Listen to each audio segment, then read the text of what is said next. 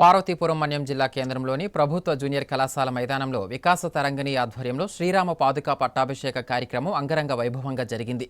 త్రిదండి చినజీయ స్వామి పర్యవేక్షణలో జరిగిన ఈ కార్యక్రమంలో భక్తులు పాల్గొని శ్రీరాముని సేవలో తరించారు.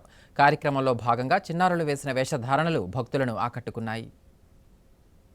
ప్రతి ఒక్కరూ శ్రీరాముడును ఆదర్శంగా తీసుకుని కుటుంబ రాజ్య వ్యవస్థను నిర్వహించాలని త్రిదండి చినజీయ స్వామి పిలుపునిచ్చారు. సర్వ జీవరాశులను పరిరక్షించాల్సిన బాధ్యత మనుషులదేనన్నారు. పార్వతీపురం పట్టణంలోని ప్రభుత్వ జూనియర్ కళాశాల మైదానంలో వికాస తరంగిణి అధ్యక్షుడు ఇండుపూరు గున్నేశ్వరరావు అధ్యక్షతన బుధవారం రాత్రి నిర్వహించిన శ్రీరామ పాదుకా పట్టాభిషేకం వైభవంగా సాగింది. కార్యక్రమంలో పాల్గొన్న చినజీయ స్వామి మాట్లాడుతూ పూర్వం సంప్రదాయాలకు విలువ ఇచ్చేవారని, అందుకే వారంతా ఎంతో సుఖ సంతోషాలతో జీవించేవారన్నారు. గత సంప్రదాయాలు నేర్పకపోవడం కారణంగా భావితరాల పిల్లలు తప్పులు చేస్తున్నారని, దీనికి తల్లిదండ్రులే బాధ్యత వహించాల్సి ఉంటుందన్నారు. సమాజంలో జీవించే ప్రతి ఒక్కరూ మంచిని కోరుకోవాలన్నారు. సర్వ మానవాళి ఆరోగ్యకరంగా ఉండాలంటే ప్రకృతిలో ఉండే అన్ని జీవరాశులను బతికిస్తూ మనం బతకాలన్నారు. ప్రకృతిని ధ్వంసం చేయడం వల్ల మానవుడు తనను తానే విధ్వంసం చేసుకుంటున్నారన్నారు. పార్వతీపురంలోని జట్టు ఆశ్రమం నిర్వాహకురాలు పద్మజ చెత్తా చెదారాలను సేకరించి